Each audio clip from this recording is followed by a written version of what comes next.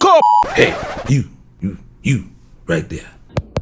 Y'all see it. Watch this video to the end, boy. We were talking about Luther Vandross's last conversation we had when we were talking about those untold stories behind the scenes of some of the most biggest records ever in not just rock history or soul music history, but just music in general. A lot of these people don't really get their just due and get the credit that they deserve, but this one right here is a definite goodie. I'm into music in general, like all genres, old school, new school, doo-wop, all this different stuff, right? And one of my favorite artists, he doesn't get the credit he deserves, at least in my opinion. I really don't think people really know how great this guy is outside of just his distinct voice. We just talked about Luther, mind you, and I thought about it today, about another unique voice that's still here today, and I just want to just take the time to give that man his flowers while he's still here. We're not talking about a person that's unalive, so to speak, and that's Mr. Michael McDonald.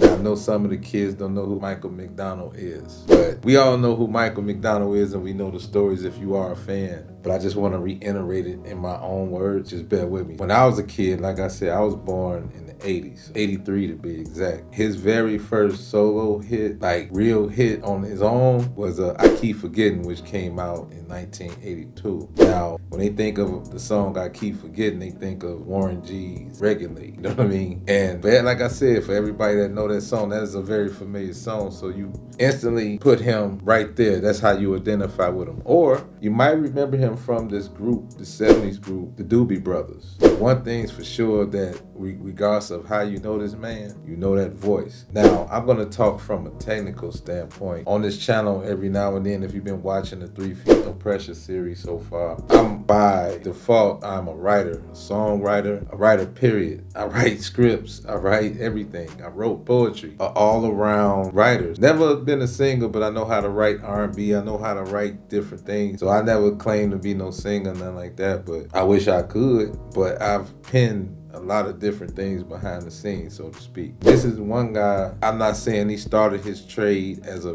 backup singer, background singer. Like Luther Vandross, he prided himself on being the world's greatest backup singer and arranging everything behind the scenes. And Michael McDonald was an instrument. This guy could sing in a lot of different octaves, and he knew how to stack vocals. For example, one of my favorite, I'm a big Steely Dan fan. He was the lead singer and the background singer with Steely Dan. Some people know that, a lot of people don't know that. Now, if you go ahead and look him up on Wikipedia, it talks about that. And if you look at some of his interviews, he gets really in depth with that whole thing and how it started. But it was a time where he was working with the Doobie Brothers and Steely Dan. Now, one of my favorite Steely Dan songs, two, obviously, is like a big dub. Back, Jack, do it again. I used to listen to this radio station in Chicago when I was coming up. I believe it was an FM station? It might have been an FM station. It was a station called Oldies 104.3. Matter of fact, it was an FM station. And they would play all oldies music all the time. That was just the whole stick. You can literally let it rock, in between commercials. The Steely Dan, the Do It Again song always came on, so I was familiar with that. But that was one song, but my favorite Steely Dan song all time, I still play it to this day, is this song entitled Peg. Now, I knew that voice. It didn't dawn on me who was doing those layers and those background vocals. It was Michael McDonald. Now, if you know Michael McDonald's voice, he's in my top 5, top 10 distinct voices that that like you'll never hear another Michael McDonald type voice. That's a very rare company to be in, you know what I'm saying? If you had a distinct, unique voice that you can't replicate, you can mimic it if you're good, but to sing like that naturally, no.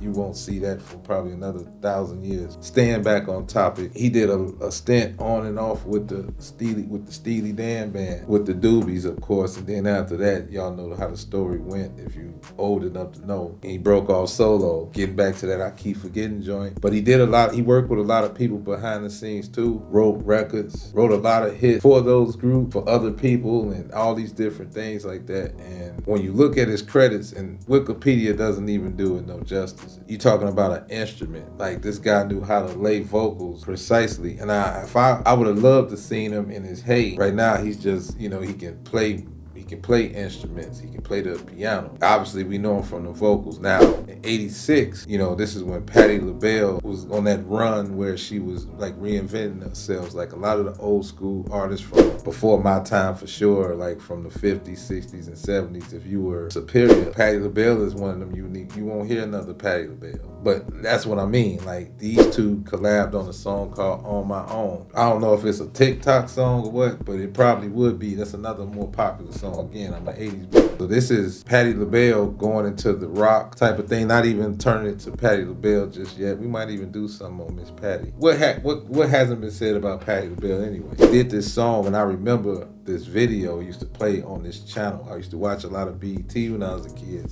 and a lot of the programs that used to come on back then, one of them that stays near dear into urban culture is Video Soul. You had Donnie Simpson and Sherry Carter, I want to say was her name. Fine, Sherry Carter. Anyway, and On My Own used to play on there all the time. And that was one of them records that was like a crossover record. I would imagine it would have been played on MTV, VH1 for sure. Probably now, when they were playing videos on television was prominent back then. You couldn't believe this is a white dude singing like that. You know, just for me not knowing, like this dude's voice is unique. Way too much so, you know what I mean? Even back then during the Michael Jacksons and everybody else, that was really unique. That's one voice that stood out to me even as a kid. Even when I wasn't supposed to know who Michael McDonald was. When I got a little bit older and getting more and more into music, this is when you start learning about these people. I touched on it 100 million times. I sound like a broken record. But every now and then I talk about my grandmother's record collection. So when we have these conversations, I kind of think about that. She had everything from rock, soul, to you name it. I don't know who bought these records, I don't know. But I guess back in those days, your grandmother, your aunties on the old school houses, they always had vinyl. They had these cool album covers. And I was one of those kids that just could sit there for hours and just read the credits to the point where I was my grandmother's personal DJ. That's another story too for another time. Michael McDonald is still on tour today, still singing, still rocking to this day. And I wouldn't be surprised if there's a tour right now. Yeah, Michael McDonald is one of them. Obviously, every producer knows this. Anybody that's a music connoisseur knows this, but I just wanted to give him some love on this channel and pay a little homage to a great songwriter, composer, arranger, fellow ghostwriter, fellow songwriter. You know what I mean? I take pride in people like that. I love to hear about the untold and the behind the scenes. Or when I discover something and I read up on it, that is just so dope to me. For me,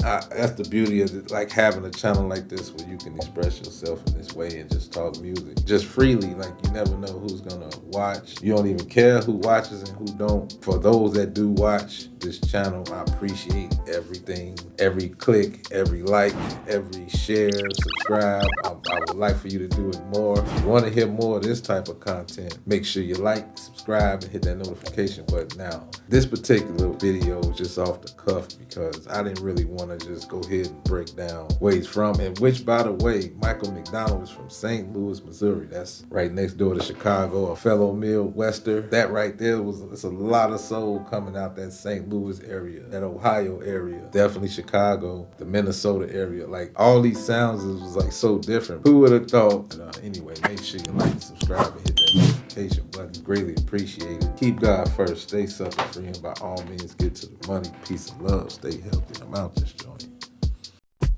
Love and tell, I don't know what you're waiting on. Sitting by the corner, looking at your smart TV. Your laptop or computer or whatever you use to just go over